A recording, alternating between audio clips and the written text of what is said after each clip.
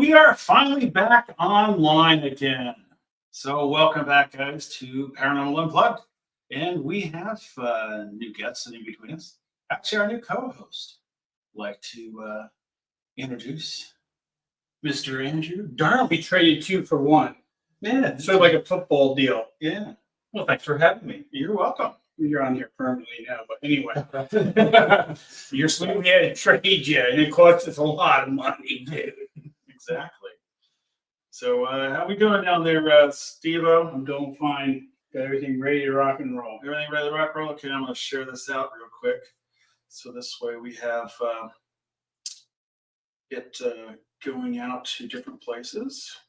So as you're done sharing that, we'll get into Andrew. And Andrew, while he's doing that, you can tell us a little about yourself. Yeah. I don't know. I mean, it's kind of been around the world the last few years in a sense of from Jersey originally, and then headed out to Wyoming a few years back to kind of start new life, new adventures, and it was a great time. But it was time to come back. Miss family, miss friends. I've learned that I absolutely hate winter, so you guys can keep the snow out there, but I'll still spend my summers out in Wyoming for business, as everybody knows it. You know, I dig dinosaurs and, artifact hunting and all that good stuff. So as long as I can do that in the summer times, and I'm all right being back here with good people and familiar places and faces. I ate some Taylor ham tonight, which was absolutely delicious. Oh, 100% miss that. So I'd have to get it imported from my parents or smuggled. But no, it's good to be back. Every time. Come on up. Shared out as far as I can go. Let's see, one more. There we go. There. I think we are. Yeah, it is. One more. There we go. We are out. All right, cool. So, you didn't do that your whole life, but you Yeah. did before you started with bioscience.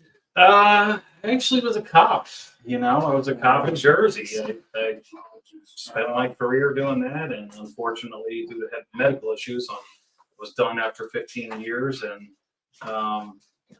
but I You weren't a police officer in Harris County, did you? I was, Morris County. yeah. I was.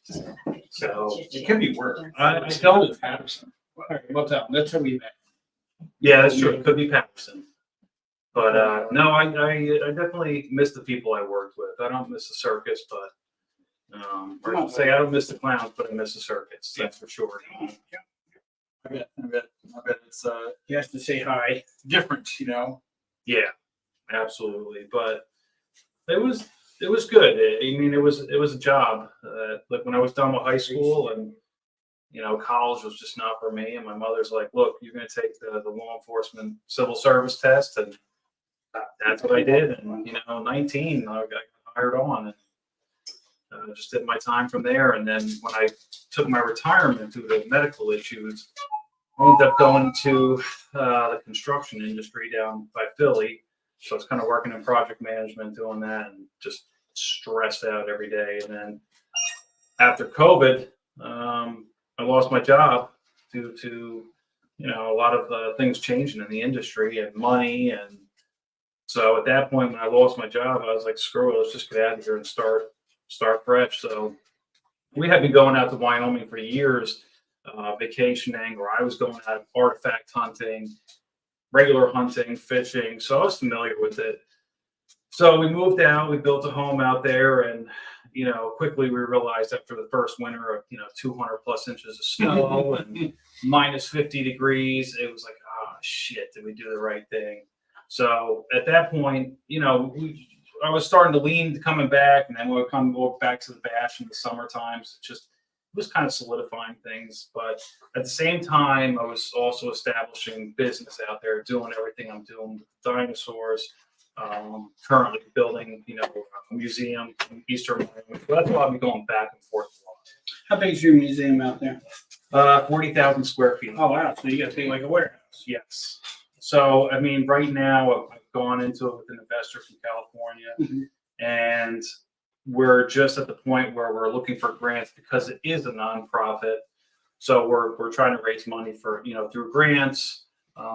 Pretty soon we're going to release the online catalog for people to buy, like casts and stuff like that, casted fossils, like the replicas. That's cool.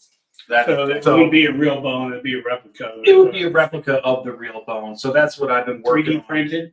No, actual resin. Like already. So all of them, I molded the bones with silicone, and then I filled the void with a resin. So that way they're more stable than the 3D print. But 3D printing is great too. I've been doing a lot of that. So the last few weeks since I've been here, after moving in, unpacking, and just the never ending, I have to take a break from it sometimes. Just channel myself, and I've been working on stuff. So if you guys stop at the house, you'll see my kitchen table has been taken over by dinosaur bones and castings and 3D prints and everything like that. And same thing with my garage. So at some point, in the near future, I would also love to have something out here on the East Coast to present, let's say, the Cretaceous dinosaurs of Wyoming that people can see here. Right. I think You and I are talking about that now. Yeah. Question for you is, how do you find these dinosaur bones out in Wyoming? Where you dig them? I know you dig them up, but So a lot of the times how do you tell which one? you got to be in the right formation. That's first and foremost. So the East Coast doesn't have that formation here. Well, I shouldn't say that. New Jersey, you can find marine fossils in the Navasink Formation, which is just at that time frame of 67 million years, but New Jersey was underwater. So you'll find like mosasaurs and shark's teeth. Not much change. But Not much change. yeah, exactly. But it was in Colts Neck, and I actually, so I could say it. I had a lot of luck there, but prior to moving to Wyoming, where I would go. I know, right? So in Wyoming, though, there's channels that you can see, which would be like the Lance Creek Formation or the Hell Creek Formation, and a lot of those deposits are just sometimes are left out, whatever's been washed away from the rains or the wind. So you'll find dinosaur chunks sometimes coming out of the banks, and it'll just be trickled down. And a lot of times I'll just follow them up the bones into the bank, and sometimes you'll see a limb bone sticking out or whatever. It's kind of like, well, maybe I should follow this. So I'll start digging in. Sometimes it leads into more bones, and then sometimes it's just a one-off, where it's just you might have an ancient seaway, and it's the same thing. We see sticks all gathered in. Or they got washed down there, or Yes. But that is a great spot too, because then you get a culmination of stuff. Whether it be Triceratops bones or T-Rex bones or Hadrosaur bones, it's just a culmination of things, which is great because it's just like every time you keep sticking the knife in the ground, like more teeth pop out, more bones pop out. So that's kind of how I look. you can tell the crevice of the land of where a river might You'll have through see- at one time, or Not necessarily. It's just a matter of when you have a culmination of things that are all gathered, then you you know know that it's a channel. something. But a lot of the times when you're looking at the formations, you'll see the different colors, right? So we refer to it as the bone zone. You'll see where the shale meets the dirt, and then when you go into that shale, 99% of the time you'll see bones throughout. So what's the difference between the soil here and the soil that's in Wyoming? Well, you're not going to have that layer of dinosaurs here because we were under. Yeah, I understand that. I mean, the soil though, is it like sandy? Is it more? No, dirt, some or- of it's more sandy because you're basically in the desert, the prairie, and that's where we find stuff. But a lot of it, like I said, you'll find in the shale, and sometimes it's a real pain with the bones because the shale kind of attaches itself to the bones, through the millions of years. Same thing with iron deposits. So my job is, like with preparating bones, is to remove all that debris and matrix off of the bone, which is very meticulous and time consuming. And you got to make sure if you start, I know from watching some shows and stuff, if you don't get it taken care of before the rains come or get it covered, it can ruin the whole Oh yeah, Whole it's, bone just wears away. it's the same concept. You think of like your pipes in the wintertime. So as soon as there's moisture in the pipes, chances are it's going to explode. So it does the same thing with pumps. So the water goes in, it freezes over the winter, and by the springtime, it's just poof, like it ate a firecracker. So there's a lot of controversy in the sense of the scientific world doesn't like what we do as, I don't want to say private collectors, but private diggers, because there's well, you're not professionals, you're not paleontologists, you don't have a degree in this. At the end of the day, it's like, I'm sorry that I have the rancher's permission to come onto their property to save these bones, for the sake of science, because that's what it is. It's a race to get them out of the ground, whether we sell them to a broker who then ultimately takes it to a museum or somewhere that it's going to be studied. So it's not like it just goes from me to you as a private buyer and it's just lost to the world. What myself and my digging partner like to do is we'll remove the bones and then we'll take it to, a museum, or if we can't get it there, if it's a skull or an entire skeleton, we'll have the museum, usually it's the Black Hills Institute, come and verify things and check things out. And then they can say, all right, look, this is how you're going to dig it. This is how you're going to do it. And then bring it back to us, or we'll help you. That's cool. Yeah. So how many species of dinosaurs are out there in Wyoming? 16. So you have 16 different species that we commonly find. And I feel like all I ever find are Triceratops. And I hate to say it like that, like all I ever find, but that it just goes to show that they had that herd mentality. Right. So they ran in herds because you can find, some of them, we'll find, let's say, 2 sets of horns. So I know that there's 2 animals here. It's hard to find the animals a lot of the time together, because it's like if you see a coyote or a deer on the side of the road, it's already been scavenged and there's, it's already been eaten through the rear end, Right. the leg missing. And it was the same thing with the dinosaurs. So they came and they would prey on the dead or rip it apart. And so, if we find one leg bone here, we might find another one, let's say 20 yards away. Yeah, it's interesting how the dinosaurs are coming across, and they're finding more and more species. I know all over the world, different places. Oh yeah. But what's one of your favorite ones that you've I think I'm always partial to the Triceratops. I do love the Triceratops they're just a beautiful animal, and they were just reminding me of like a rhino, in a sense. But I do like the Pachycephalosaurus. That's, you're one with the big dome and it's got the ornamental spikes, and the whole lore of dragons actually came from that dinosaur, the Dracorex.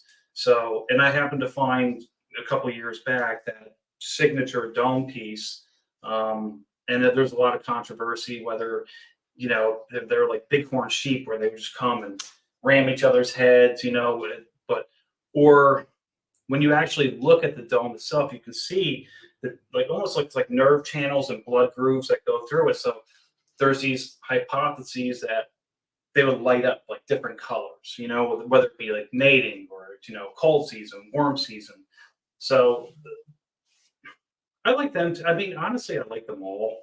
I don't want to say I'm partial really to anything, but Triceratops is primarily what I find. So I kind of feel geared towards that in a sense. Like I love finding them, but I love finding other things Are they too. from the rhino family?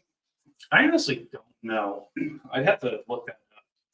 They similar look like that, right? Just didn't have the horn like the horn of the collar. in the front. Yeah. Right. Well, they do have the nasal. They have. Oh, they do have it? Yes. Yeah. So there's different species, or I should Right. say, of the Triceratops. There's all these different, ones that are out there. Some do have a longer nose horn. Some have Mhm. short nose So horn. they did have them. Okay. Yeah. Have you found any dinosaur eggs? That I have not. I've casted some, from Mongolia. I can't say if they're legal or not, but there was one. I think it was 18 or 20 eggs in a big round shell, big cluster that I had casted, and then some single eggs that I've casted, and made the cast, like I said, molded them and casted them and sell the replicas, which I'll have those for sale too. Now, can you tell how some of these have passed away? How they passed away? Were they eaten by You people? actually do find what we call is pathologies. Mhm. So a lot of times when I'm cleaning the bone, the only way to describe it is we have, let's say, like a blast box, like the way you see mechanics, cleaning sandblasters. Yeah, so we have that. And we push baking soda through. So baking soda, the sodium bicarbonate, blah blah blah blah blah. It's not hard enough where it damages the bones, but it's also soft enough to remove the matrix. So a lot of times when you get that matrix off, whether it be dirt or iron, you'll find tooth marks. You'll actually see where ribs, were broken at one point and then fused themselves over. And then when I was working in South Dakota at the museum, I was doing contract work. There was, bones I was working on, and I remember asking some of the guys I worked with, I said, well, what is all this crap all over the bone? They were like, we think that was cancer. There's just these growths that had grown on the bone, or it was an infection. But because of where it was and how it kind of looked like it spread, they think it was cancer. So it's pretty interesting. And that's why it's important, that we save them from just, going to highest bidder per se, of going to science first. And so people can study these things and find out its habits and everything like that. But speaking of that, I have 2 ribs that I'll have to show you that I had molded and casted, and I'll be selling the cast. So I think I brought them to the batch. One of the ribs had 143 bite marks all through it.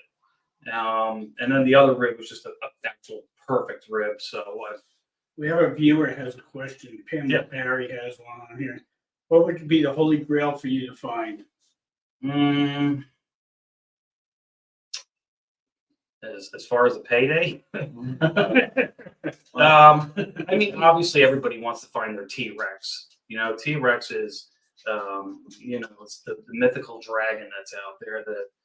But with the T-Rex comes a lot of bad omens. Everybody that I know that have found T-Rexes and sold them have been surrounded by controversy of lawsuits and everything like that. Right. So, well, it's kind of like if, let's say, you and I shake hands, and you're the landowner, and we shake hands and we say, all right, well, it's a 50-50 deal, and I find a T-Rex, and now we get, let's say the last T-Rex stand sold for $20 million. Are we still doing a 50-50 deal, or are you now? I never shook hands on it. If you're the one sticking Well, and some he's just a landowner, he don't have to do nothing. some people don't honor handshakes anymore, and that's why a lot of the things like I do out in Wyoming, everything is on a contract, everything is on a piece of paper. Cover your butt. But so you go through those legal battles. There was a great sign right here. Oh, okay. It all depends on where you find it too. Have I ever found human bones? I have found what I think was a Native American skeleton. But at that point, you just kind of report it to the authorities. I don't get involved with that when it comes to human remains. I'll let them take over in that aspect, because it could, whether it be Native American, whether it be a missing person, I don't even want to divulge in that. So it's Wyoming, it sure can bring up the train station. I was just going to say that. It's a huge state, and it's the least populated state, and there's a reason for it. So, I'm sure there's a lot of unmarked graves out there, but yes, I have came across human bones, and I just went right to the authorities about it.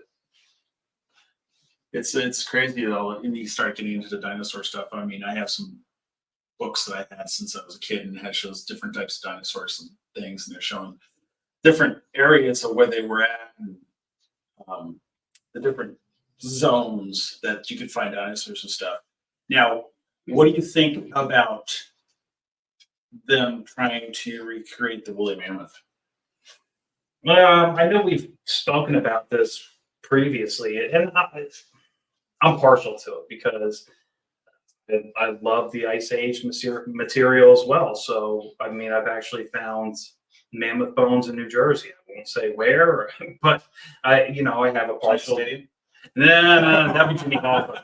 But I do have a partial jaw, I have a partial rib that I found in Jersey, and I think it all fascinates, like the inner child in us, like, the woolly mammoth. And I personally would like to see it come back in the sense of actually seeing the signs of it and bringing this animal back, and just being able to see it. I think it would just kind of leave me speechless, but at the same time, I'm also, well, how is this going to go in a sense of, is it fair for the animal being in captivity? Because as soon as it's out of captivity, there's going to be a headhunt for it. Unfortunately. Sadly, and I think, there's still a lot of questions on why that megafauna is still not here, whether, paleo man, we killed them off, or the climate was changing so much that it pushed these animals farther and farther from their habitats for food that it ended up killing them. So there's a lot of questions of, why they're not here, but if we killed them once before, sure enough, we would kill them again. And that's the sad truth. That's true. Somebody was asking, finding dragon bones. Well, like I said, the Draco Rex, which came from, which dragons derive from, but no dragons, but the Draco Rex, yeah, I found a couple of the spikes, the skull spikes. And Susan says that they're not part of the Rhino family. They're part of Kevin's family. The Ceratopsian family. So a lot of them wasn't, again, I'm not a paleontologist. I don't know, a lot of things regarding it, but I sure love learning. That's the great part of this, is learning something every day, when I'm out in the field digging and,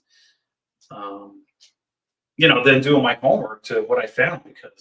And I think, now that I put my hands on a lot of, I would say, dinosaur bones, when I go home, I'm already familiar with it. It's like, okay, I've seen this before. I've held this before. I've done this before. And, the last piece I found not too recently was part of a skull.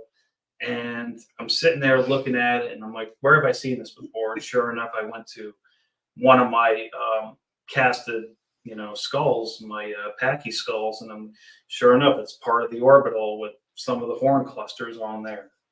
So that's a good thing. I mean, but again, it's learning, and I love it. I enjoy it. Every minute I'm out there, I enjoy it. It is a cool job to be able to do that. I mean, that's something. It's amazing to be able to dig something up that old and have it. I mean, it's like that's like kind of going to Egypt and going into the pyramids and stuff. Right. Finding stuff in the pyramids. It's similar to that, finding the old relics that you never saw. I mean, when I find a dinosaur bone or any type of artifact, you're the first human to find this. You're the first set of eyes that have been on this. And when it comes to like the Lance Creek Formation where I dig, which is 67 million years ago, so sorry, hold it. No, we're just beeping out your location, so you. Oh, okay. But again, and then the same thing when I'm out finding, prior to taking dinosaurs, Native American artifacts is my thing. So when I would go to Wyoming and I would find the arrowheads, and I'm like, this is the first human that's picked this up since, it's been dropped here or shot here, in 100 years, 1,000 years, 10,000 years. So, which is all, extremely interesting to me. And that, to me, it makes like more of a connection, if that makes sense. Understandable, yeah. I mean, there's so many. I've been going down the YouTube patch every once in a while, and I find these shows that are talking about like Wyoming and stuff, about the battles that fought there and stuff, and the things that they're finding. And they're coming across where one of the shows I was just watching the other day are talking about like Indian artifacts and stuff like that. They said that the Indians, when you had the battle for Bighorn, the Indians took all the clothes off of the soldiers, and I never understood that until I watched this. They said the reason why they did it is because you're born without clothes. Your soul came into it, and that's how your soul comes out. And they're looking for the cache of all this clothes and artifacts and stuff like that. And by the time the show was on, there was only like one episode. They had found a cave and they found nails going up to this. And they came to the point where they found the guy went back in the cave and he goes, "There's bones back in there." And the Indian guy goes, "Stop. Can't do nothing else. Now it's become a native zone, Right. and they can't do nothing else." And they're like, "Well, we're stuck right now." That's Right. you know. So I guess you can run into that while you're out there digging for dinosaur bones, also. Yeah, I mean, again, prior to me digging and looking for dinosaurs, the artifact, like I love Josh Gates. I love all his shows and what he does, and I was kind of, I don't want to say compared myself to what he does, but kind of in a sense. I'm always looking for that mystery, that next mystery to solve. So when I was in Wyoming, we built our house literally on the Oregon Trail. So, which was nice because we would go out on the Oregon Trail, or I would go out on the Oregon Trail with my metal detector and go out and, look for these, campsites that I would find. And then you start finding, the bullets and the silverware and just stuff that was left behind. But in town, the town of Casper, there was one battle that took place where that's how it got its name. The guy's name was actually Caspar. But when they named the town, they misspelled it and went with Casper. But, so him and his cavalry had gone just on the outskirts of town, of the old fort, and were, they say there was something like 2,000 Indians that came and absolutely slaughtered them. So they were never able to pinpoint where the location of this battle took place. And I mean, they had brought cadaver dogs out, everything like that, where they thought it might be. So that was one of my things. Is I would go out there and I'm like, "Oh, I got to find this. I got to find this." I never did, but as time went on, I just hopped. Winter sucked in Wyoming. So once the winter came in, I was trapped in the house. And then come the spring, then I was like all about the dinosaurs. But that was one of my things that I would love to have found, was where this battle site took place. And not just for finding the artifacts, but just to help history in a sense. You know what I mean? They kind of rewrite the books of where it took place. And then maybe they can find some more, I guess, things that could solve the entire puzzle of why or how they were all slaughtered. So what's your time limit when you find something? You only have a certain amount of months to get this dug up, out of the ground, casted to be moved. You're going Right. to want to do it before any type of weather Right. or the winter comes in. So typically scouting is done in June, because then come July is the heat. And Wyoming's hot. It's hot on the prairie, and they say, "Oh, it's a dry heat." Well, it's kind of like here when it's humid and it's a sauna. Well, out there it's like an oven. I mean, you smell your skin burning. There's no trees. So I choose not to dig in July. If I have to, I will. August, September is my time because it's starting to cool down. The wind is starting to come in. The bugs are gone because the flies will bite right through your clothes there. So I wait till the end of the summer. But I know by October, the latest, I have to be done and wrapped up. So you got a 5-month window. Yes. I mean, there's sometimes if it's that big, then things will just get, wrapped up out there in the field and left there till the next season. So what are some of the tools you use to dig this stuff up with? Well, basically, you'll start with knives, brushes, scalpels. That's more like the fine detail. But so if I find a bone in the bank and then you've got still 3-4 feet of overburden above it, we'll bring out, a bobcat or something like that to clear all the overburden to get down to that bone layer. And then once we know we've got to that bone layer, then it's fine tools, like I said, brushes, knives, and you're basically just skimming. And then when you start hitting the bone, then you're brushing away and going from there. So some of you people that are joining us now might be wondering, why are we talking about dinosaurs, not paranormal? Andrew joined us on the show. He'll be on the show with us from now on. We wanted you to get to know what he does, and not only that, we're going into like paranormal unplugged, so we don't just stick with paranormal. We're gonna be doing Bigfoot, UFOs, and stuff like that. So with that said, you're talking about bones. Tell me what those are. They were found here Tell them where. underneath the porch. Well,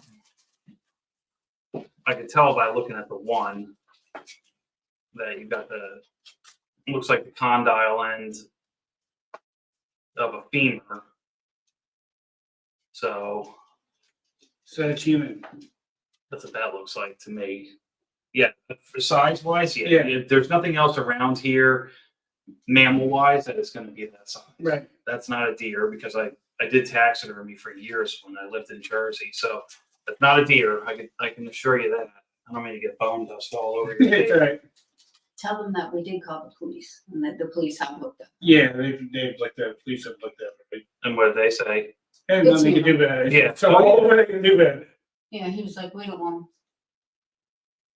That is part of a pelvis. That's what the cops said. That is part of a pelvis. Yeah. So So now we have to go under the house. What you do. You. yeah, I mean, I'll go under and look. You know, I mean, Before it gets cold. if there's somebody that's buried under there, or now I would say buried or left under there, obviously I want to get them out, give them, Exactly. you know, the right Proper, yes. proper Right. burial that they deserve. Instead of just, so Yeah, there was Here you a go. the Cochran family graveyard is where the Days Inn, like the corner of the Days Inn, that was a graveyard. okay. So have there any history wise, has there been any floods or anything that has came That's what the Right. police officer said. He said it could have been washed down. right? And he said, and I don't mean to be disrespectful, but a dog or an animal could have carried them down too. Right. When you look up the Cochran family graveyard, you can you Google map it, you walk right out of the front of the Hoover house and it says turn, I don't know, so many feet to the right and it'll take you right where it was. But when you look into the history of it, it says few headstones remained. And they're all from like the 1700s. Okay, interesting. Yeah. Yeah, I mean, we'll go under and look. Okay, That sounds like a date. let's do it. You gotta Almost have Morgan. That's a more than date. Morgan has to be involved. Oh, Well, Morgan. I was getting to that question next. Doing your digging, your daughter joins you now. Yes. As long as it's not too hot. Yeah. Morgan loves coming out with me. She told me that. She's actually very good, but she's become very spoiled in a sense. You know, when she goes in, she finds, let's say, a channel deposit, and she'll start digging Triceratops teeth, and she's like, just another Triceratops, just another tooth. And I'm like, Morgan, that, like, keep everything that you find, hold on to it, because there might be a purpose to it. Those teeth could turn into that jaw that is right behind it. Right. From the whole head. So instead of chucking teeth, just hold on to it. But yeah, she's found Triceratops horns. She's dug with some of the greatest people that are out there. So I'm proud of her. I know she wants to follow that path. She just hates school. She doesn't want to go to school. And believe it or not, I mean, yes, I'm not saying don't go to school for it, or but you really don't need a college degree for this side of things. It's mostly for dealing with The science aspect of it, but I mean, look, I worked in the museum, doing the bone preps and the articulations and everything like that. And I don't have a degree, and I was sitting next to paleontologists, doing the same job. So, but if my daughter wants to go down that route, I fully support it. That's good. And she'll be back out with me in the summertime. Till you heard this. And that was it. And that was it for you. Have I ever found any cool rocks? Well, besides, yes, I'm not a geologist. I do have some really cool rocks at home, though, as far as lots of colored quartzite, what's the other stuff that the Native Americans used for their arrowheads? Oh, Sleep. Flint, what is that? or no, it's the Black Rock. Oh, obsidian. That's Yes, it. I mean I have obsidian arrowheads as well. But and what's crazy is if I would find them out by Casper, the obsidian quarries were not anywhere near. They were in Jackson Hole, so which was 5 hours away driving. So a lot of the Native Americans, they would trade amongst each other, which was pretty cool. But yeah, definitely a lot of cool rocks, a lot of interesting rocks that I've brought back with me. I'm that guy. I find something, I'm like, oh, this is When I first met you, you were looking not for dinosaurs, you're looking at Civil War artifacts. What do you yeah, feel we were about, doing that during COVID. yeah, what do you feel about that being, lose my voice for allergies. What do you feel about them staying in the ground, not being dug up? As far as people or artifacts, Artifacts, the artifacts, like a lot of places won't let you dig for them or even look for them. I can understand the battlefields because they don't want it to look like a gopher. Yeah, well done, yeah. Well, yeah. I can understand that you want to respect the ground. So it's all right. Take your breath away. Mhm. But I think that you need to find these artifacts because it's always tied to something. It's always got a special place in history for it. And as we've talked, I mean, I would love to get back into it here, trying to get some access to go to certain places, and not as a treasure hunter, but to give back to the museums, like Exactly. That's So what I'm saying, people- right? the Right, common let it folk rot in the can ground. see it, and I think that's what it's about. As far as human remains, yeah, I mean, dig them up because that's somebody's family member down the line that that went MIA that needs to be solved. But as far as artifacts, dig them. They're history. There's something cool about every piece of it. Well, especially when there's certain things they're saying, hey, this didn't happen here, and all of a sudden you find an artifact showing it happened at that spot. That they said, oh, there's no battle that happened in this area. You find that there are soldiers there was a fight went on. Right. And you found out, and then all of a sudden you find out what regiment they went to, and then all of a sudden it's like, we never knew this happened. Right, And stuff like exactly. that. It's really neat when you find history studies like that. Exactly. But you found what to look at? A mini ball? Was it a mini ball you found? Yeah, Yeah. and it had the 3 rings Yeah. on it, so Confederate. Mhm. But yeah, I would love to find more of that stuff. I would love to be able to go where there's battles up in the mountains where you're able to look it up and you find an old pistol or something like that that's up in there. I mean, that Right. with me doing what I do, the gunsmithing and stuff, that'd be something that I would just love to be able to find something like that and then look at it and say, okay, can it be saved to a point where it's showing what it was? Right. Because sometimes you get the stuff that's caked in the rock, or you find Right. They're covered in iron, and I mean, I've seen pictures of that somebody had left their lever action against a tree, 100 something years ago, and the tree grew around it or through it. It's just it's neat. It's neat to be able to look at that stuff and sit there and go back and go, hey, this is kind of interesting to find out where it was and what the story of it was. What happened. right. Let's see what else we got there. Field hospitals and bones buried around them. Yeah. Get trees growing up through it and have bones inside the trees and stuff and legs. And Mm-hmm. it's amazing what goes on. The way nature takes over to different areas. Right. I saw Wes Coleman's on here too, the hot dog man. Yeah. Always talking about hot dogs, eh? It's kind of Something with the West and the hot dogs, I don't know. Something we got to talk to him about. See, is he gonna be down in Perry Uni? I think so. Right? Yes. Hey, Greg O'Brien's watching. Greg's on there too. Greg, hope you're feeling a lot better now. Greg, I hate to tell you, I had to give up one of those grape shot balls to Steve and Pam over here. My wife was not having it in the house when I brought it back to Wyoming, and just some of the noises and things that were happening in the house, they were like, no, get that out of here. So we went to the garage and moved to Waynesboro, and it stayed in the garage. And I'm like, nah, I know somebody that would want this.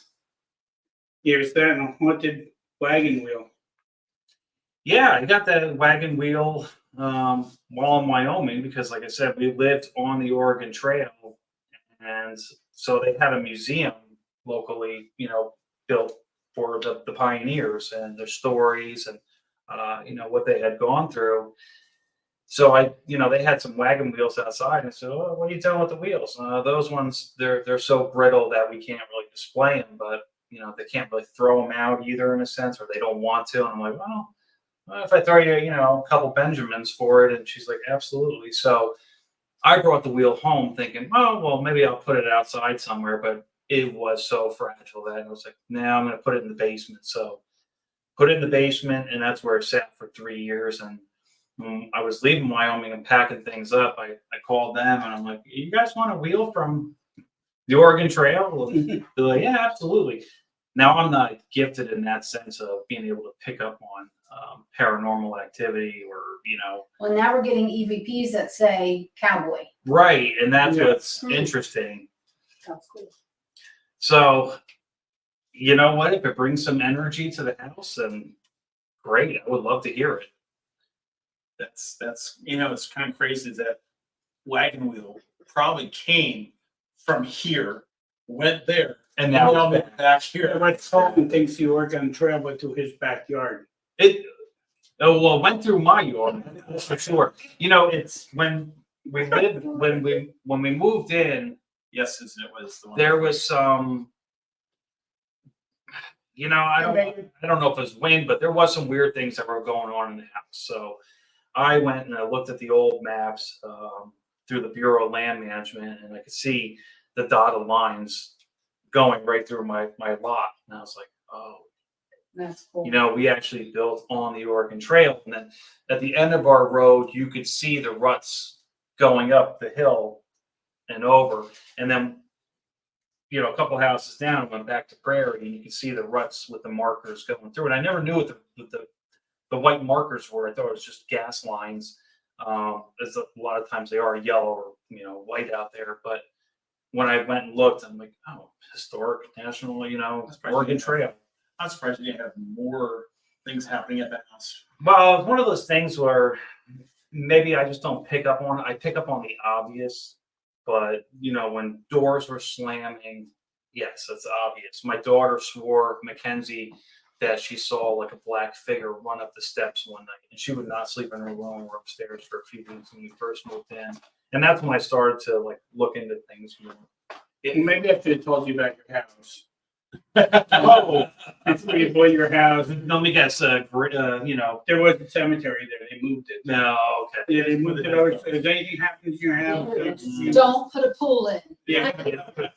So cool. You should see that they have a big sign, "No in-ground pools." There's a reason behind it. That's like our house out, the one we had in California that built. It's along the Mojave River, and that was part of the Mormon Trail there. It Okay. was the encampment from where the Indians came down out of the mountains and stayed during the winter time. It was down there in the summertime back to the mountains. Right. So yeah, our house was sitting on it. And our house did have Indian activity in it Right. from it. But yes, Jason, that is where the wheel came from. So the hazards of doing this. What are the hazards of digging diamond out there in That's Casper? Well, so I lived in Casper, which is basically the middle of the state, Right. which got a foot of snow last night. So I'm glad I am not there. And where I dug was on the Saved east, your life. yeah, right, on the eastern part of the state, which it was on, the border of South Dakota and Wyoming. So that's where those channels run through. As far as dangers, there's no real dangers of actually digging the bones. The dangers are what's your surroundings. Let's not talk like Mountain lions, rattlesnakes, black widows. I mean, the stuff out there, it's there to kill you, And so, yeah, most of the time I went out, carrying a handgun just to be on the safe side because there are those dangers out there. I have seen wolves, which everybody thinks of the wolves and they see them in Jackson Hole or Yellowstone.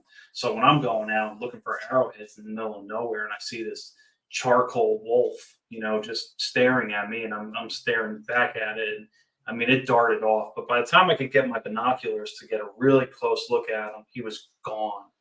But that was my first encounter with a wolf, and it was touching. I mean, cool. I find them to be, magical animals. The thing, the mountain lion, well, they said the eastern mountain lion over here is what it has been, escaped. How is it out there? Our mountain lions, we had a lot of them. That's- We had a lot of So them. you don't have a problem down with that then? No, like, well, in Casper, so we had the mountain right behind us. Anybody, that, Right. friends on Facebook saw the mountain behind us, and I had land on the top of the mountain for years. And yeah, in the wintertime, there was cat tracks everywhere. And a few years back, somebody had poached an elk on my property. So naturally, I've got cats coming in. And a lot of times I was taking the girls up there. We would, go up there and have a good time. But I was like, you know what? Let me buy a cat tag, just be on the safe side. So one day I was out with my rifle and I'm following the set of tracks going through. And it goes into some real thick pines. And I'm like, well, let me get out of here. I don't feel safe because it's going to see me before I see it. Right. So I had already backtracked and came about, 100 yards or so. There was already another set of cat tracks through my tracks and the other cat tracks I was following. But I have pictures on my Facebook. I mean, where there was 4 of them all together, and then other times they were on like fence posts. But yeah, there was mountain lions everywhere, and there were 200-pound cats. Yeah, they're gonna follow you around. You're tracking. You think you're tracking it? It's tracking you. Right. That's the biggest thing with those guys. And a lot of the problems out there was you'd have a lot of people that were against hunting. Now, I'm not saying go out and kill the cat for fun and sport or anything. I'm not saying that, but it's just like New Jersey. The reason why the bears got so damn big is because we weren't allowed to I was hunt them. going there. We had a bear issue up in the Poconos where we were deer hunting. Right, so no one was hunting them, so these bears are getting so big, and it's the same thing with the cats. They just keep reproducing, and then they branch out, and become more territorial. So then the people that love the cats are now building fences around their houses, so the cats couldn't come in and take their dogs or their house cats or anything like that. But yeah, just some catnip and you'll be fine. With more cougars. I can see the cougars coming out and just going. Uh-huh. Hey, just eat you right up. No, we were hunting in the Poconos, me and my friend Ed, and we were walking through the thing. He says, "Watch out for bear," because we were going through the swamps and all, like hunting through the swamps. That's where the big deer usually go. They hide in the swamps. I think deer are smart up there because they hide. They know it's hunting season. So we're going through and we circled back around. Sure enough, just like you with the cat, we came around. We saw bear tracks. And we started following the bear tracks. And then when we came back around, our footprints were stepped over by the bear. So the bear was circling us. Right. And I'm Looking like, for a free meal. yeah. So I mean, we had black bears by us. The grizzlies were a little bit like an hour and a half north and west of us. There was grizzly bears, but thankfully I never had to encounter one of those. But when you think of what was that movie with Leonardo DiCaprio, and he gets torn up by the grizzly, and those things happen, so it wasn't gentle Ben? No, but those things happen. We knew a guy back in Casper. He was out elk hunting out in deep country, and sure enough, he came across an elk or a bear, a grizzly, and it took off half his face, and but yeah, I don't mess with the bears. I don't mess with the bison or the mountain lions. That's okay. Yeah, bison can be nasty too, especially those people on YouTube going. Are they roaming around? Oh yeah, the Taurons. Take a picture.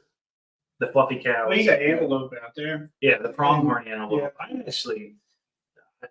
I find them to be beautiful animals too. I mean, yes, I've hunted them and find them quite tasty. I didn't get to fill my tag this year because we moved, but I You go up to South Dakota much or no? yeah, I was in South Dakota all the time. I love Deadwood.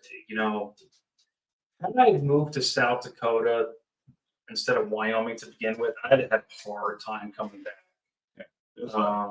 I absolutely love Deadwood area. Love the Black Hills.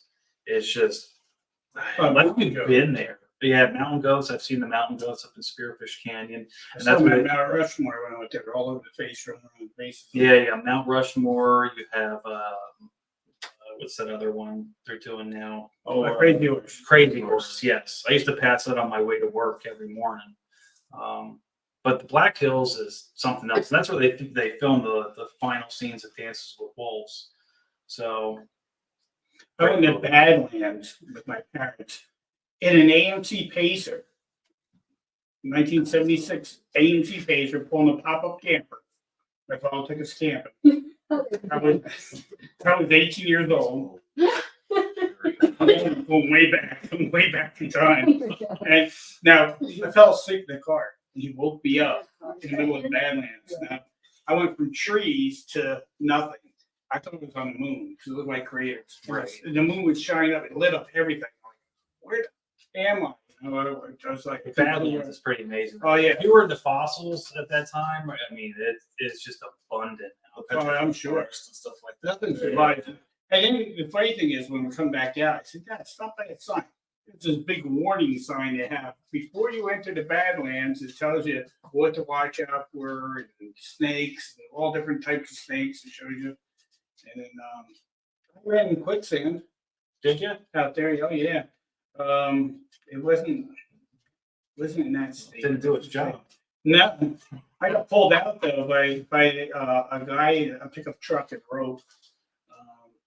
They threw it around me. I was actually fishing. The river was, I forget what this shiny. I'm trying to think the name of the river. But it was like white. It was like white clay, whatever it is. Whatever it is. It was clay. It was like white clay. The water's like really great on fishing. And the guy's like, oh. So I'm fishing, and all of a sudden I'm like, I took a step over, and it was just like a little milky area, and I stepped in it, and all of a sudden it just went, started going down. And I'm going, Dad, I'm yelling, Dad, and no one's listening to me, you know. They're way over there. What did he say? Yeah, they're way over there. So finally he comes over and goes, what? I said, I'm sick. I think I'm in quicksand. I can't get out. And then the guy goes, oh yeah, there's quicksand over there. So they come over with the pickup truck that belonged to the campground. They threw a rope around me. They pulled me out. I lost my shoes. My shoes stayed in the mud. They wherever it sunk down to, my shoes came off. So you might find the Yeah, so my shoes never came back. I was all, yeah, that was all this gray clay shit on me. Did you go out to Wall Drug when you were there? Yeah, well, that's like they had a wax museum in there. Is it still there? The wax? I believe so. I went there a couple of years ago when I was. Yeah, it's that place. It's Wall Drug. It drive me like driving forever. It was 2 Octobers ago when I drove out, and I stopped at Wall Drug, but I honestly just had to pee. I wasn't going as a tourist. I'm like, oh, I gotta pee so bad. And normally in Wyoming, you don't care because there's nobody on the roads, but South Dakota, there's a little It's bit more probably people. a lot bigger Wall Drug now than when I went in there. Because I'm talking 1982 Mhm. is when I went through there. Oh, So it's huge. It's like a big shopping. oh yeah, no, it wasn't like that back in '82. I can guarantee you. It's like a little ghost town. When you went to Still 50-cent ice creams. really? Mm-hmm. That's crazy. Yeah, that was a cool town though. What kind of dinosaurs would have been in that area? Me. I would have been. That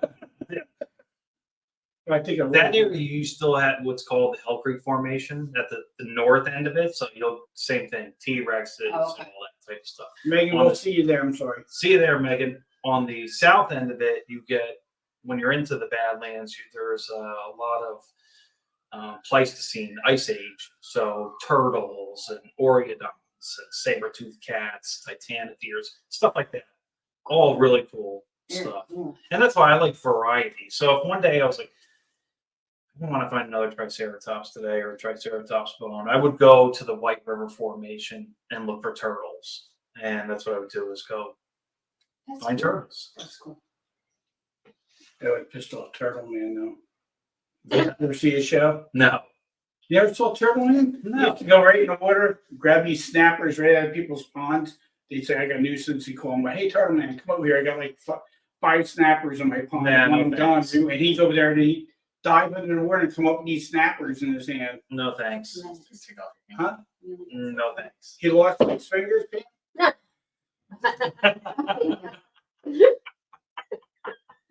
Let's just say, wait, Megan's had some questions up here. Shall just bring some catnip, you'll be fine when you're in the woods. I like that. And she has on here, any bald-headed bears. No. Then you got Wes says cougars Yeah. in Waynesboro. Yeah, but you know the kind of cougars he's talking about. Yeah, we got all kinds. What kinds we talking about? Elaborate. Cam's one. Mountain. Yeah. Mountain lions are just big. Hey now, Wes, you're supposed to be my friend. He's ratting on you, Pam. It's great turtle stew. Turtle stew. That'd be kind of crusty though. So would you went after turtle? What kind of turtles did you go after? No, they're fossils. Oh, They're the shells. Meanwhile, back at the ranch, Steve Yeah. catching on. talking about live animals, now we're back to dead ones. Right. So, okay. If you're out in the woods, Yeah, no toilet paper with you. What do you do? 'Cause there's no woods out there. What do you do? Socks have have more you, than have you ever came across anything that you could not explain? So let's go down the cryptid, Bigfoot. I've never had any experiences with Bigfoot. I'm not to say that he's not real or they're not real. I've never had that experience. I would love to, but I have not had that yet. As far as UFOs, I've had that. Well, we're gonna have someone on the show real soon about that, because I want to ask a question. Why haven't they found any bones or anything like that? Maybe they have, I just I'm not aware of it. But why aren't? I think there is some skulls they found, right? They thought there were 8. Well, Well, that was one like Josh. No, that was the one that Josh Gates had in like Yeah. Nepal or something. Oh, okay. there's supposedly a guy here in the States. Cave bear. His father got it and cut it up, and it's in a freezer, and there's a whole. But if you found something like that, then why would you want to hide it? Right, exactly. Exactly. Well, that to me that makes no sense. Well, maybe if it's like Must a be protected animal and you shot it, like I think in the state of Pennsylvania, I think it's illegal to shoot one if there I were. think it is. Really? Yes, Look it's it illegal. up. Yeah. It's legal. What, big- It's illegal to shoot a Bigfoot here, yeah. Yeah. So if there's a law, if there's a law, we gotta have some. I don't think you shoot it, you can't trap it, you can't do nothing. Right. Shake his hand. No, they're protected. It'd be interesting. That'd be interesting. Imagine coming across that digging around and Well, finding can that out. talk with- sign language, say, follow me home, please. I don't think you're real. I would be happy just finding a print. Well, we're picturing A foot, Sophie. you know, like I wouldn't want to buy a footprint out of the store. Just me personally, I would rather find it, you know, and you know, cast it myself. And like, this is my foot, you know, that I found. Or a Kevin, footprint. if he saw one, he told me to just go like this, take his phone out and go, selfie together, guys. Well, you know, hey, Bigfoots are so elusive. You never know. Aliens with them. So you said you've seen. Yeah.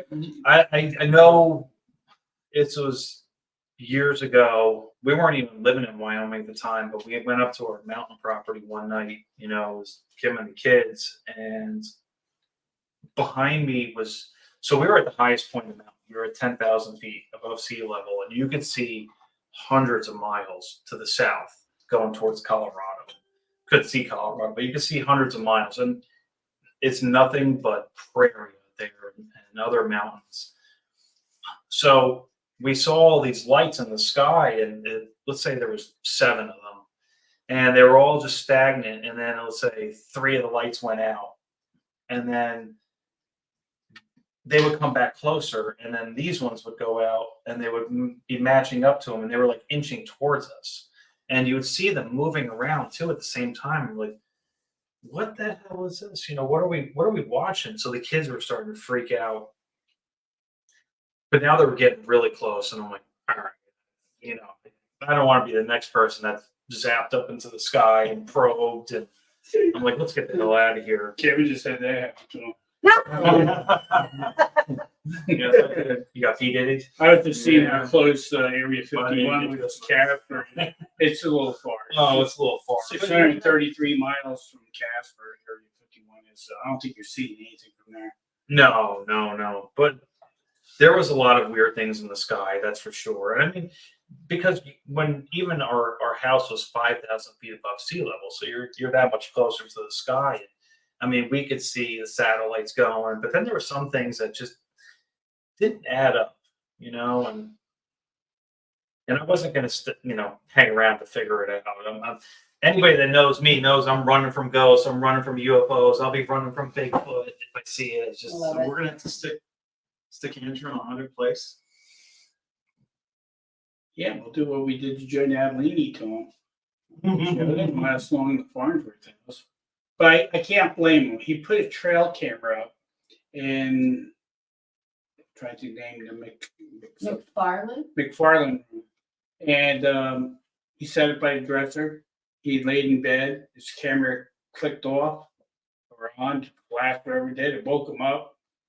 And he got up out of bed. He looked at it, and there's a little boy right in front of the TV. They captured. He actually has the picture. And then he said, "Michelle, we're out of here." He packed up and he went. And I'm like, staying there. And when we woke up in the morning, the rest of us were like, "Let's go get Joe and Michelle up." We go and their doors open. They're not in there. I said, "Oh, Michelle must have got scared." No, it was Joe that got scared. And he left. He wouldn't stay, and he wanted. Well, that's me with this place. When I stayed here last year, and the first night was fine. Then the second night, there was like footsteps in the room, and things were being jostled on the table. And I've got the light on. I've got the sheets over my head, and I'm like, "Lord, just get me through tonight. Just please get me through tonight, and I'll never do this again." So then, when I came back in October, and I was outside with Stephanie and Dave. And then you came home, and I was like, "Yeah, I gotta get on the road." "Oh, where are you going? I thought you were staying tonight." "No, I gotta get on the road." And I took off, and I drove all the way to I think Ohio that night, and I was like, "Man, I get freaked out." That happened today. Pam went this morning to take a veteran for a colonoscopy at the hospital. She had to leave early this morning. I got up because we had a friend Liz stay here last night. We went out for breakfast. He came back. He left. I came upstairs here, and I was in our bedroom getting. I forget what's doing some matter. And I hear someone talking and moving around in the rosebud room. So I thought Pam was back already. I thought maybe she's making the bed. We had guests and all. But then I'm saying to myself, "Wait, the bed is made already. She already did that." And I looked in there, there's no one there. But you actually heard someone walking around and moving around in that room. And she wasn't here. So See, last year when we were looking at the house, we stayed here and it was only Susan and I in the house. There was nothing. Right. Nothing happened. Now, when my daughter and I stayed here the first time we met Steve and Tam, we stayed up in I think it was the Rosebud upstairs. My daughter had something come up on SLS, but that was it. But we were here the whole weekend, nothing. But then we got done doing the podcast that one night. Jim and Dave went down the hallway. Well, over here on the side, there's the laundry room. There's that little corridor that goes down. Well, I stopped. Steve stopped. He looked at me and goes, "Did you see that?" And I said, "Yeah, I saw that." We both just kept walking to this tall, dark Guy figure standing down at the bottom of the stairwell. the staring at us. Staring at us. Susan just heard a woman, that's why I wanted to go look, but Wow. things locked. I heard a woman twice. Someone was in the Rosebud this morning. All right, guys, you guys. We're not gonna take it here. That's why it's in the middle. Yeah. Um, 9:30, you hear it. You better run out of here. Did Spirit see him? They go, You. We'll protect you. so. There's nothing here that's gonna hurt you. I mean, I don't want to find out. I mean, look, if I'm with a bunch of people, great, but when I'm by myself or I'm trying to sleep, it's a different story. our house has got run non-renters. His house is new though. His is new built. No, so was the house in Casper. Yeah, but it's on I'm gonna have him believe that story from now on. Oh man. You got to teach Tim, them, so you know. Hey, Tim, one thing I've got to tell you before you want this house. And she go, "No, don't tell Don't me you say that. that." You'll be buying one somewhere else. You'll be signing up front. Susan Skills, snapping turtles are great for stew. Just add some sherry, a Louisiana delicacy. The only thing I'm having at Louisiana is some Popeye's chicken. I got pictures. Susan. You need Just to. warn you now. Oh, I missed it. Bojangles. Mhm. Okay. But, so now we know what we can do. We can go to different locations again and have Andrew do an investigation. Well, when we were here, what was it, last week, and Mackenzie kept saying to me, she's like, Daddy, I want to stay here one night, or I want to stay at this place one night. I want to stay. And I'm like, no. She's like, why are you so afraid? I'm not afraid. And I'm like, Kenzie, until you have that experience, You might be. she will be. And then it becomes my problem. You know what I mean? Like, oh, you can't sleep, or I'm Yeah. scared. Yeah, well, we dealt Says with that. that now, Yeah. says that now, don't you? Yeah, that's Morgan. Morgan, yeah. Yeah. We did that with her. She was like, I want to have an experience. I want to go someplace. And we did. And our first time took her to Tombstone, and it was a queen bed I had. Susan and I was sleeping. She was sleeping single. That did not happen. That child was locked to me the whole night. See, I want to see Tombstone. I might That go. was cool. What about the Queen Mary? Oh, the Queen Mary is another one. We stayed there. The Queen Mary, She refused to sleep in the single bed. the single bed, because She had to sleep with us. the Queen Mary had it set up. She had a bed, and then they had like a servants' quarters off the side. Mhm. And it was a bed, and our bed, the room backed up to the elevator shaft. And Christine went to sleep in the bed there, so she slept with us. But then she saw a little girl walking through the Mhm. door Yep. of the room. I can go to Tombstone. My friend Wade lives out there. He's got property right outside of Tombstone. Well, I'm supposed to go to Tucson the beginning of February for the Yeah, Fossil big Gem place. show out there. I'm gonna meet my broker out there and a couple other people. But going to Arizona, I'm like, well, I might as well rent a car and go see It's not Tombstone. that far from. It's a couple hours. It's just like an hour and a half, 2 hours. Oh, that's Let me ask you this question. Grand Canyon, Mhm. you think there's any bones in there? I'm sure there is, but I mean, Oh, sure how deep it is, I mean, that's national park, so if there was, you couldn't found them, you couldn't take them anyway. Right. So even like outside of Wyoming, there was a place called Devil's. Devil's Punch Bowl Oh no, or Devil's Den. But yet devil. I can't think of it off the top of my head right now. But anyhow, it looked just like a Grand Canyon, but a little smaller. Mhm. At the bottom of it, they would find bison bones and stuff like that because the Indians would push them off. They would, they'd run them off and go down there. And Yeah, die from the fall. so I'm sure you have on some of the shallow parts of Grand Canyon, I would imagine, not, a 1,000-foot drop off, but, there'd be nothing left. But I'm sure there are bones, throughout the geological layers. There has to be something, I would imagine. Because it was carved by water? Yeah.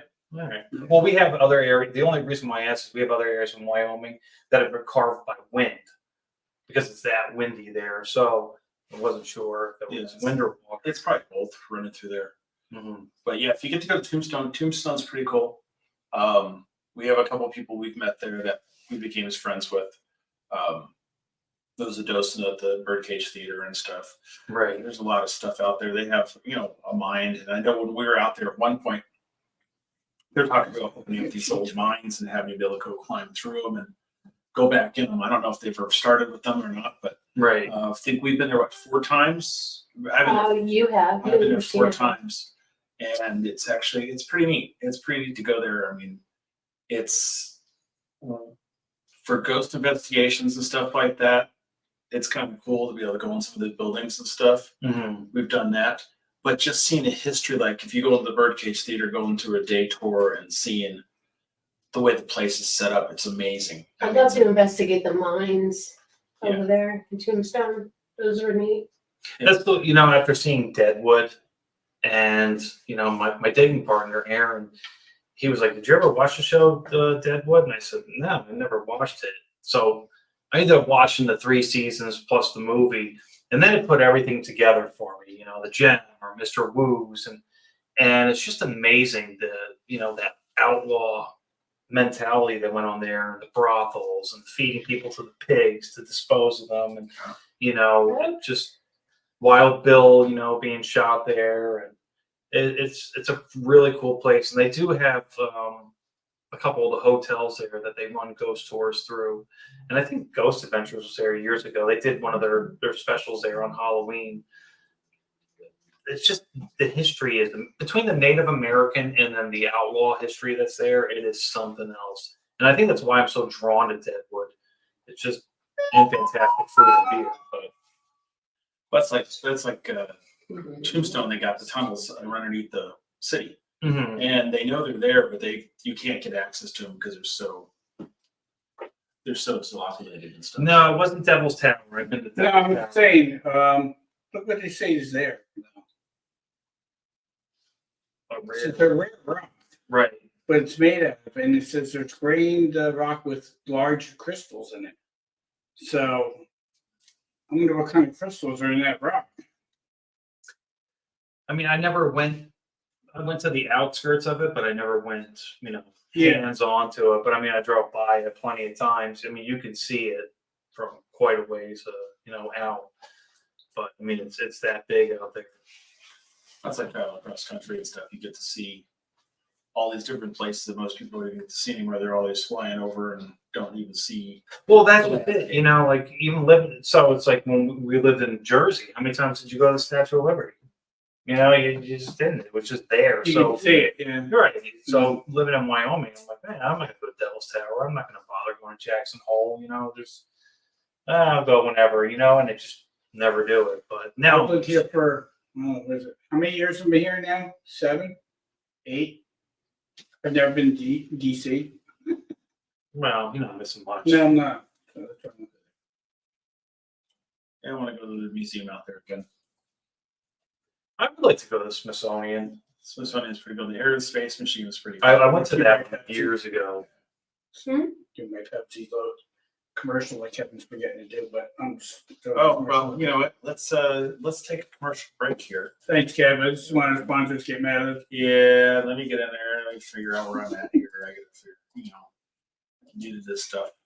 So let's take a second here and get a message from our one of our sponsors.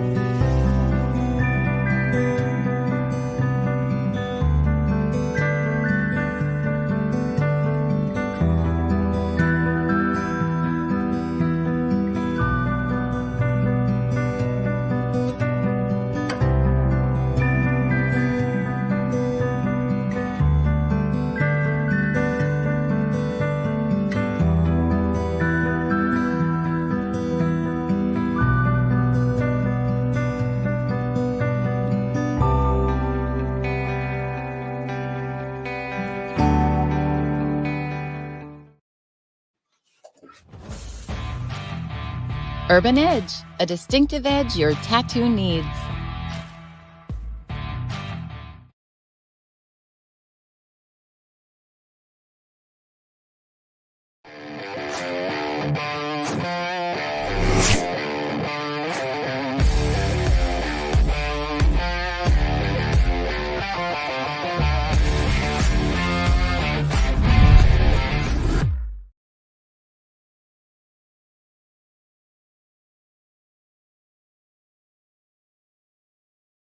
Tascam is considered one of the professionals in audio recording equipment worldwide and committed to providing a reliable product, including audio recorders. Tascam, create like a pro. And we are back. thanks for our sponsors. And Here you are. Saw Dale Urban Edge on there. Yeah. Love those. Love those guys. Yeah. Dale and Stacy. I was actually texting Dale last night. Hope to see him this weekend in New Jersey. that's right. He's gonna be at the Burn. Yeah. Burn Unity. That's what's So going I on. wanted to see him a couple of weeks ago. He was doing a show Is up that in Harrisburg. I don't know. I think he has. I don't know. But good people. So let's see. Any more comments? Okay, Okay. see if I got questions. Any questions from anyone out there in the audience? Anybody have anything? Yeah, I'd love to do one bird cage. It's neat. Road trip. Yeah, the very good. So that'd be interesting doing on there. I don't know if their internet's like in that town, but Why? Faster. road Takes trips more more fun. time. There's all the Road good trips stuff. cool though. Well, we can always take them back to our house. I would like to see that. Ding ding. Did Keep you going. No. Oh, we didn't hear about that. So we did a podcast from Doing live podcast from there. the other house, and we're all sitting around the table.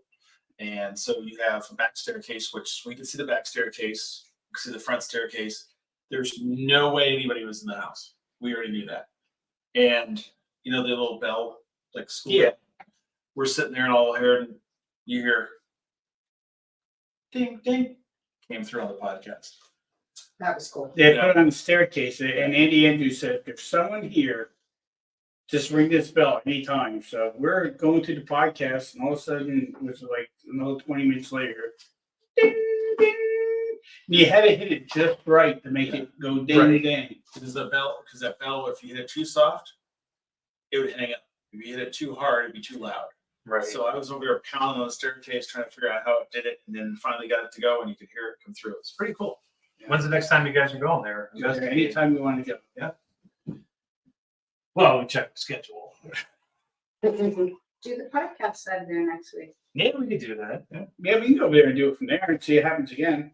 Yeah. Well, when I did the coming attractions for the video for it, Mhm. he's downstairs. He's trying to figure out what's going on with the password for the internet. I'm filming, and so when I get home, I'm doing all the editing and stuff. And I'm looking at it, and I hear like that. I'm going, "Is that Steve?" So I brought it over to Steve, let him listen. He goes, "That's not me." And Pam's listened to it. She hears it. And she says, "There's something else too." They called me a bastard. Yeah. The steps called him fast. I'm like, "What the hell did I do?" Right. It's so clear here. The bastard doesn't. Okay. So what was the history behind that home? You have to talk to Pamela. Pam. Pam on It's that. the historical society. It was owned by the Rutherford Aller family. So you have to see it, and then we'll Okay. give you a history walkthrough. Because there's so many artifacts over there. Early Waynesboro history. It's amazing. Nice. It's neat. The beautiful woodwork in the house. It's just gorgeous inside. Yeah, Right. and the barn is really cool too. Where's it located? Right down the street. 4 buildings that way. That way. Well, That that way. yeah, be that way. That's why he gives his Google Maps. That's what he flies. That's right. Why? So don't get you lost. He gets lost. 2 walking things: I downstairs. take planes, and I don't take Uber either. I go by horseback once I get land. Oh my gosh. What? Horseback. A horseback? No. I can't hear you, Kevin. Is that what he said? Sure. It's gotta be that accent he's got. You're just making me do it. As you say, as the time goes on, the podcast gets really nutty. Everybody's getting tired and Oh, it's you never know what's gonna be said. I got a good one here, Kevin. Why you wouldn't? So yeah, we'll let everybody know what the next place is going to be, and we'll stick Andrew in the room by himself With the lights. with the lights off. Have them do the Estes We'll have method. to do the SS method. yeah. And basement. In the basement. I've never been in that basement at all. Oh, I've never been in yeah. there. This is perfect. I'll put it in the dry cellar. No, the tuberculosis room. No, it's too lighted. There's too many windows. I want them in the dark area. And just like I feel like Aaron from like Ghost Adventures, you know, like just a guinea pig. Yeah, that back Just got a locked staircase door That behind it. goes by Rello's room. You go up that staircase, it winds a little bit, so you go up and turn. But when you get up there, it's pitch black in that. That'd be perfect for you. Oh yeah, perfect. That's where It's just like what the heck did I agree to here? they found that person hanging off the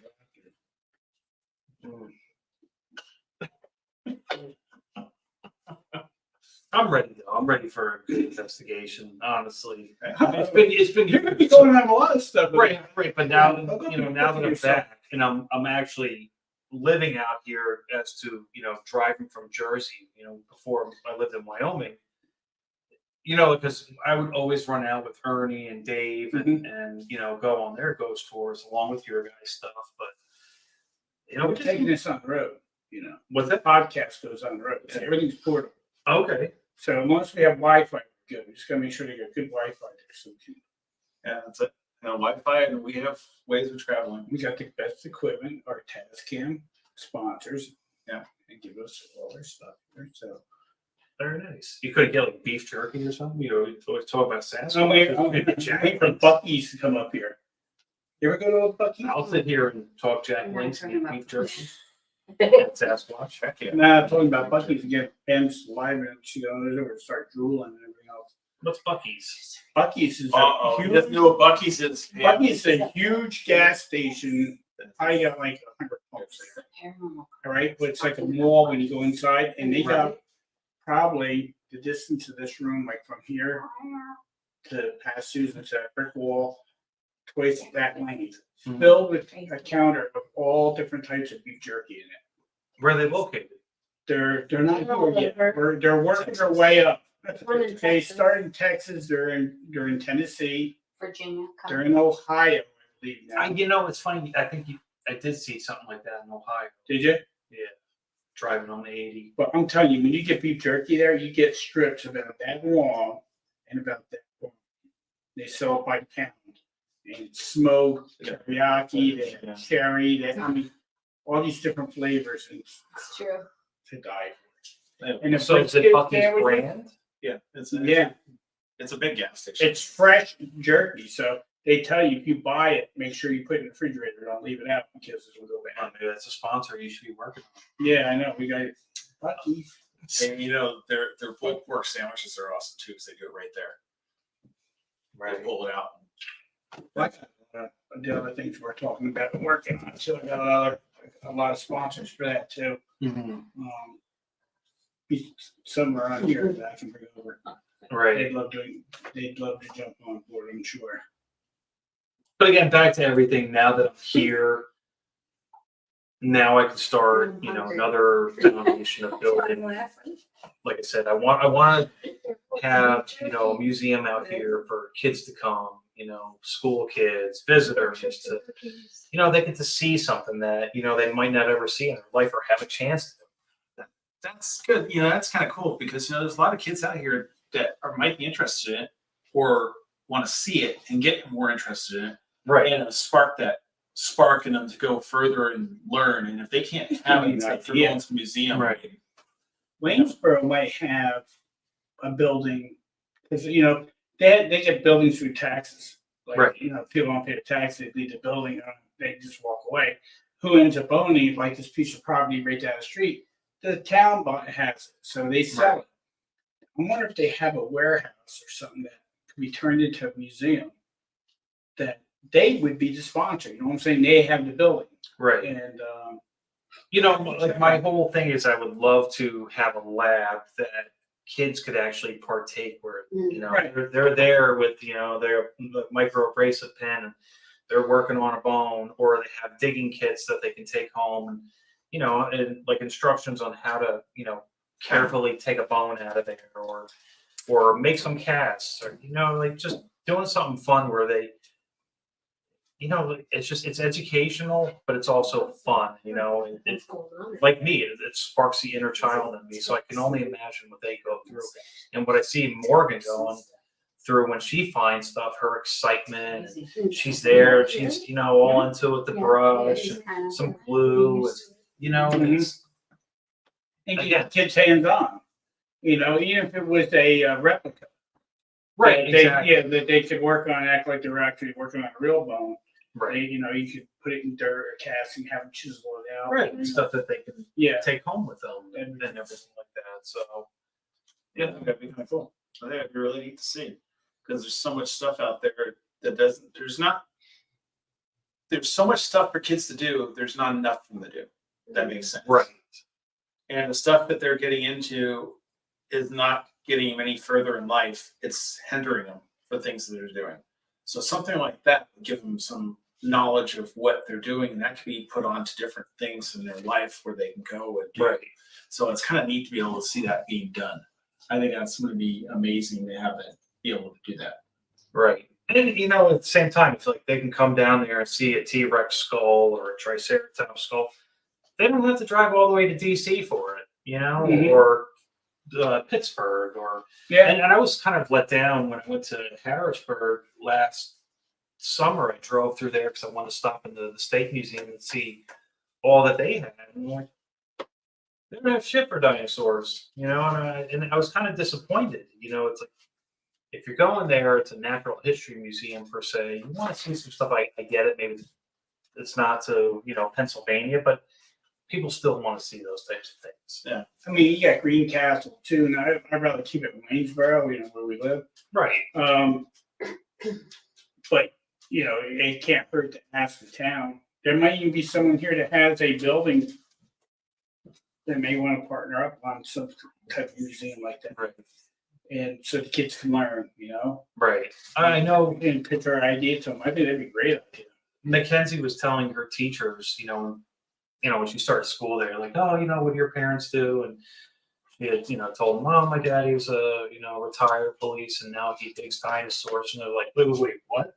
You know, and so next thing you know, when I went in a couple weeks later to do her, you know, parent teacher conference, and I felt like I was in an interview, you know, there were 6 teachers surrounding, like, you know, I felt like I was in a panel interview. Like, Mackenzie's fine, she's doing great, but anyhow, back to dinosaurs, you know, and they said, would you like to come in and talk to the school, you know, and you know, show some displays and talk to kids as far as, you know, stuff regarding dinosaurs. And I'm like, absolutely, you know, because I mean, I have hundreds and hundreds of pictures from, you know, myself out in the field of what I've done, what I found. I don't even post half the stuff on Facebook, you know, because a lot of things I don't want everybody knowing what I'm doing, you know. I don't want to draw the wrong type of attention, because obviously some people know that it's very profitable, and I don't want to draw more attention to myself than especially on social media. My friends, I'm not worried about, you know, but social media, it's just like, once it's out there, it's out there. So we're going to tell you right now, everything is just made up. Whatever he's saying is not the truth. Right. It's all in Wyoming, nothing in Pennsylvania. So, so we'll have to figure out what we're going to do for next week. Oh, I know we're doing it next week. Don't worry, I'm just not gonna announce it. Okay, so we're going to have something next week. So Definitely might have something next week. we'll let you guys know what's going to happen in the following week. So what are our time plan schedule here right now? What we Do I need to bring Xanax with me? got? No. We'll let you know when that happens. All right. Perfect. We'll make sure we just the pens. No. Okay. Sounds good. So, anything else you want to go over? Or? No, it's, you know, Maybe in a haunted building, but you're. I appreciate being here, and you know, it's good being back home. And I had Dunkin' Donuts today, which was absolutely fabulous. Where'd you go to Dunkin' Donut? Here in town. Did you make the Taylor ham, egg and cheese? What's or that? just They make don't Taylor make ham? Dunkin' Donuts there. They don't. No, they bring them from another place. Well, I don't. It's either way. It was nice to have Dunkin' Donuts, and it was delicious. But yeah, after I dropped the girls off to school, I was like, I'm on this side of town rather than going to Greencastle for it. But no, I'm glad to be here, and you know, I'm happy to be here with you guys and doing this. I'm glad you're here. See Dancing with Bears next week. We have 20 seconds to say goodbye. Yeah. Goodbye. 10 seconds. 10 seconds. So, anyways, Man, well, thank you guys for watching. And we'll let you know what's happening on the next podcast here. And hopefully, it won't be as far out as it was because Steve had some stuff done. I had some stuff done. So, we have a new venture to go down. So, thanks for remember, if watching. you see a veteran, say hello, buy them coffee or something like that. Yeah. And, I like mine light and sweet. and we will see you Wednesday. Next Wednesday. Yeah. We'll get you back next Wednesday. Get that all set up. All right. Good night. Good night.